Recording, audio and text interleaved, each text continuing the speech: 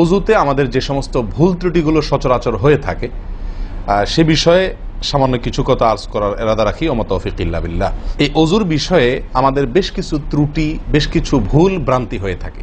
অজুর যে ভুলগুলো হয়তো আপনিও করেন, আমরাও করছি প্রতিনিয়ত, কিন্তু জানি না। তো সেগুলো নিয়ে আমরা সংক্ষেপে আলোচনা করব।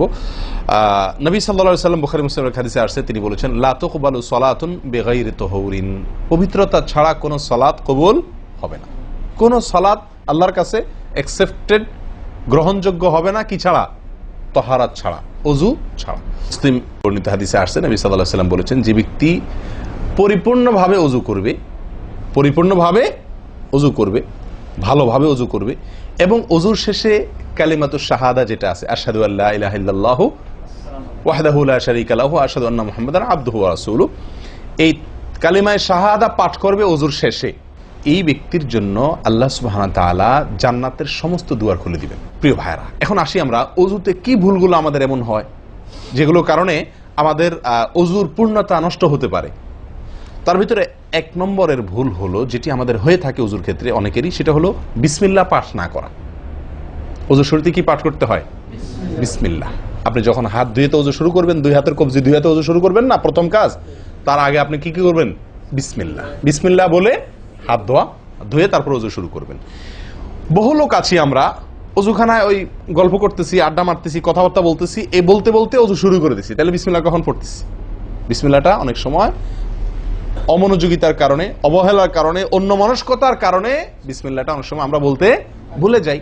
অথচ এই বিসমিল্লাহ পাঠ করা অজু শুরুতে অনেক বিশেষজ্ঞ আলেমের মতে ফরজ। অনেকে বলেন বিসমিল্লাহ পাঠ না করলে অজুই হবে না, আপনি যদি ভুলে বাদ দেন অজু হলো না। যদিও সংখ্যাগরিষ্ঠ আমাদের মতে এটা না, তাদের মতে বিসমিল্লাহ পাঠ করা এটা অজুর সুন্নাহ। এটা হলো অজুর কি? সুন্নাহ। এটা আপনি যদি বিসমিল্লাহ বলে যদি অজু শুরু করেন, তাহলে অজুটার ভিতরে পূর্ণাঙ্গতা আসলো। দ্বিতীয় যে ভুলটি হয় ভাই, 199 জনের বলবো, তার চেয়ে বেশি হতে পারে, হাজারের ভিতরে 10 জন মানুষের হয় কিনা আমার সন্দেহ আছে এই কাজটা সঠিকভাবে করতে পারি না। সেটা হলো অজুর সময় মিসওয়াক করা। অজুর সময় কি করা ভাই?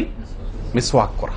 এটি এত গুরুত্বপূর্ণ সুন্নাত যে নবী সাল্লাল্লাহু আলাইহি ওয়াসাল্লাম বলেছেন, বুখারীর হাদিস, লাউলা আন আশুক্কা আলা উম্মতি লা আমারতুহুম বিসওয়াকি ইনদা কুল্লি ওযু। বুখারীর হাদিস। নবী সাল্লাল্লাহু আলাইহি ওয়াসাল্লাম বলেন, আমার উম্মতের জন্য যদি কঠিন না হতো, তাদের জন্য কষ্টের কারণ না হতো, তাহলে আমি তাদেরকে বাধ্যতামূলক করে দিতাম, ফরজ করে দিতাম কি? প্রত্যেক অজুর সময় মিসওয়াক করা। হাদিস থেকে, তার বক্তব্য থেকে বোঝা যায় যে অজুর সময় মিসওয়াকের গুরুত্ব তার কাছে কত বেশি ছিল। 3 নম্বর যে ভুলটা আমাদের হয়ে থাকে সেটা হলো কুলির মধ্যে। দেখেন প্রত্যেকটা কাজেই কিন্তু আমি একটা একটা করে আপনার দেখাচ্ছি অজুর প্রত্যেকটা কাজে আমাদের ত্রুটিগুলো হয় কিভাবে। দেখেন কুলির সময় ভুল হয়। কি ভুল হয়? কুলিটা যেভাবে করার কথা সেভাবে আমরা করি না। হাদিসে কুলির বিষয়ের নির্দেশ এসছে, সেটাকে বলা হয়েছে মদমাদা। মদমাদা আরবি শব্দ, এটার বাংলা অর্থ হয় কুলি করা বা কুলকুচি করা বা কুলকুচা করা। এই কুলি বা কুলকুচা এটা হলো মুখের ভিতরে আপনি হাতের কষে করে পানি নিয়ে মুখে নাড়বেন, এরপরে ফেলবেন, আবার হাতে নিবেন, কিছু সময় নাড়বেন, 1 সেকেন্ড হোক 2 সেকেন্ড হোক, এরপরে ফেলবেন। এটা হলো কুলি বা কুলকুচা। আমরা বেশিরভাগ সময় এরকম করি আলহামদুলিল্লাহ। যখন ব্যস্ত থাকি, যখন হুলস্থুল থাকে, কোনো সময় কোনো কাজের তাড়া থাকে, তখন অনেক সময় আমরা কি করি? হয় কি না হয় না? মুখে নিলাম আর ঢাললাম, মুখে নিলাম আর ঢাললাম। আমি জানি না আপনাদের হয় কিনা এরকম। আমি দেখছি এরকম অনেক সময় হয়। আপনারা একমত কিনা? নিলাম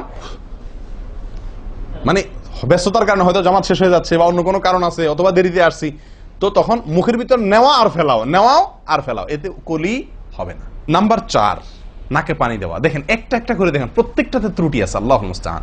নাকে পানি দেওয়া, নাকে পানি দেওয়ার যে নির্দেশ আসছে হাদিসে, এটাকে বলা হয় ইস্তেনশাক।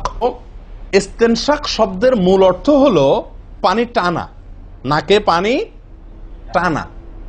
আমরা নাকে পানি টানি না, দেইও না। একটা হলো দেওয়া, একটা হলো ছিটানো, আর একটা হলো টানা।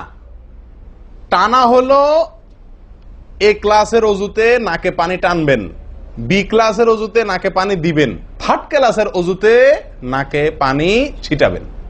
আমি কি বুঝতে পারছি? তো আমরা বেশিরভাগ লোক থার্ড ক্লাসের অজু, সারা জীবন থার্ড ক্লাসের অজু করি। আপনি থার্ড ক্লাসের অজু করে আপনি জান্নাতে যাবেন? ফার্স্ট ক্লাসে থাকেও তো যাইতে কঠিন হয়ে যায়। আপনি থার্ড ক্লাসের উজু করে কিভাবে আপনি সালাতের ইয়ে খুলবেন, তালা খুলবেন, কিভাবে আপনি জান্নাতে যাবেন? অতএব ভাই, এই নাকে পানি দেওয়ার বিষয়ে সাবধান থাকতে হবে। দেখুন, নিয়ম হলো আপনি হাতের কোষে পানি নিয়ে নাকে ধরলেন, নাকে ধরে হালকা কি করবেন? টান দিবেন, হালকা টান দিবেন, হালকা টান। কারণ একটু জোরে টান হয়ে গেলে সেটা কি হয়ে যাবে? নাকের তালু তো উঠবে, আপনার কষ্টের কারণ হবে। শরীয়ত আপনাকে কষ্ট দিতে চায় না, শরীয়ত আপনাকে কষ্ট দিতে চায় না। আল্লাহ সুবহানাহু ওয়া তাআলা চান না আমরা কোনো কষ্টে নিপতিত হই। অতএব আমি এমন জোরে টান দেবো না যে নাকের তালু তোড়ে, কিন্তু হালকা একটু টান দেবো যাতে করে অন্তত সামান্য একটু ভেতরে পানিটা যায়। নাকে পানি দেওয়ার উদ্দেশ্য আর কুলি করার উদ্দেশ্য এক। নাকে পানি দেওয়ার উদ্দেশ্য হলো নাকের ভেতরের যে ময়লাগুলা, ধারে কাছে যে ময়লাগুলা আছে, এগুলো যেন পরিষ্কার হয়ে যায়। আল্লাহর দরবারে দাঁড়াবো পরিচ্ছন্ন হয়ে, পবিত্র হয়ে। হ্যাঁ, এই জন্য নাকে পানি দেওয়ার নির্দেশ আছে। এখন আপনি যদি নাকে পানি কোষ নিয়ে ধরে একটু হালকা টান দেন, তাহলে ভিতরে কিছুটা পানি যাবে কি যাবে না? এটা আপনাকে করতে হবে। নাম্বার 2, এটা যদি আপনি করতে কষ্ট হয়, টান দিলে, আপনি আস্তে টান দিলেও উপরে উঠে যায়, তো দরকার নেই। তাহলে আপনি কি করেন? নাকে পানি দেন। নাকে পানি কিভাবে দিবেন? নাকটাকে অন্তত পানির মধ্যে কি করে রাখেন? চুবাই রাখেন, 1 সেকেন্ড চুবাই রাখেন। কিছু দূর পানি যাবে কিনা আমি কি বুঝাতে পারছি? আমরা অনেকে বিশেষ করে আমি দেখছি ওযু করার সময় নাকে পানি ছিটান। কিভাবে পানি ছিটান? ওই যে কষে করে পানি নিয়ে, লক্ষ্য করছেন আপনারা? এভাবে নিয়ে এরকম মারে পানিটা, এরকম মারলে সেটা কি হলো? ছিটানো হলো। হাদিসে যে ইস্তেনশাকের কথা বলা হয়েছে সেটা হলো না। আপনি সারা জীবন ওযু করলেন, অথচ আপনার কখনো নাকে পানি দেওয়ার সুন্নাহটি আদায় হলো না। সারা জীবন, আজীবন আপনার ওযুটি হয়ে গেল সুন্নাহ ছাড়া। আরেকটি ভুল ভাই, নাকে পানি দেওয়া একটা আমল, নাক ঝাড়া আরেকটা আমল। নাকে পানি দেওয়া এটা একটা নির্দেশ, আর নাক ঝাড়া আরেকটা নির্দেশ। আমি কি বুঝাতে পারছি? কুলি করা একটা আমল, হাত ধোয়া একটা আমল, হাতের কবজি পর্যন্ত 2 হাতের বিসমিল্লাহ বলা, তারপর তো এটা আছেই। এরপরে মেসওয়াক করা একটা আমল, কুলি করা আরেকটা সুন্নাহ, কুলির পরে নাকে পানি দেওয়া বা নাক দিয়া পানি টানা আরেকটা আমল, এরপরে নাক ঝাড়া আরেকটা আমল। ভাই, এরপরে আসি আরেকটি গুরুত্বপূর্ণ আমল যেটি হয় না, বা আরেকটি ত্রুটি ওযুতে, সেটি হলো আঙ্গুল খেলাল না করা। ওযুতে কি না করা? আঙ্গুল খেলাল না করা। আঙ্গুল খেলাল হলো হাত এবং পায়ের আঙ্গুলের যে চিপাগুলো আছে, এই চিপাগুলোতে পানি পৌঁছানোর জন্য, পানি পৌঁছানোটা নিশ্চিত করার জন্য কি করতে হবে? এক হাতের আঙ্গুলকে অন্য হাতের আঙ্গুলের চিপায় ঢুকায়া এভাবে কি করতে হবে? একটু হালকা নাড়তে হবে, যাতে করে জায়গাটাতে, চিপাটাতে পানি গেছে এটা কারণ এই চিপাগুলোতে পানি নাও যেতে পারে শুকিয়ে থাকার কারণে। তা আপনি যদি একটু নাড়া দেন পানির ভিজা আঙ্গুল দিয়া, তাহলে ইনশাআল্লাহ ওখানে পানি পৌঁছানোটা মোটামুটি নিশ্চিত হয়ে যাবে। ঠিক না? ঠিক। পায়ের আঙ্গুল কিভাবে করবেন? পায়ের আঙ্গুল তো আর এক আঙ্গুল অন্য পায়ের আঙ্গুল ঢুকাতে পারবেন না। সেটা করবেন হলো, অন্য হাদিসে আসছে, এই যে কোনোই আঙ্গুল আছে না, কোনোই আঙ্গুল দিয়া সব চিপাগুলোতে কি করবেন? ঘষা দিবেন। কোনোই আঙ্গুল দিয়া আপনার সব পায়ের আঙ্গুল চিপাগুলোতে ঘষা দিবেন। ভাই, আমরা কজনে করি এই খেলার আমলটা বলুন তো? পায়ের আঙ্গুল, কোনো আঙ্গুল দিয়া পায়ের আঙ্গুলের চিপা খেলাল করা, হাতের আঙ্গুল খেলাল করা, কজনে করি আমরা বলেন? তাহলে এই ভুলগুলো আমাদের অহরহ হচ্ছে না ভাই?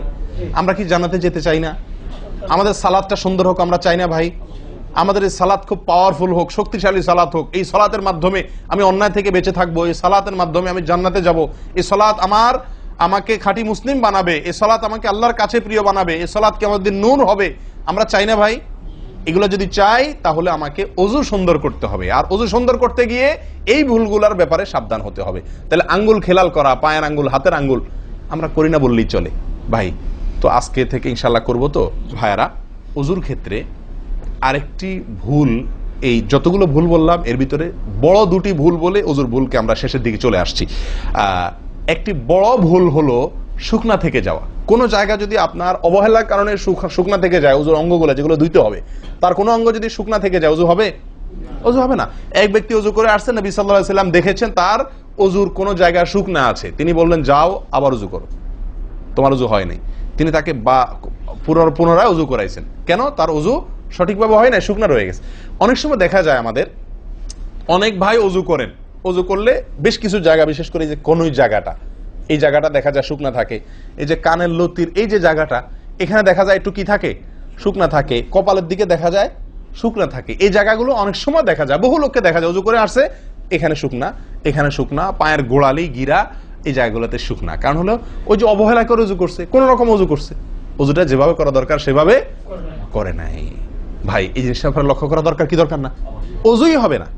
এই যে ভুলগুলো বললাম এগুলা হলে আপনার অজু হয়ে যাবে, কাগজে কলমে অজু হয়ে যাবে। কিন্তু এখনকার যে ভুলটা বললাম, যদি শুকনা না থাইকা যা আল্লাহ মাফ করেন, তাহলে কাগজে কলমেও অজু হবে না, কাগজে কলমেও কি হবে না? অজু হবে না। এত জঘন্য। সাবধান থাকার দরকার কি দরকার না?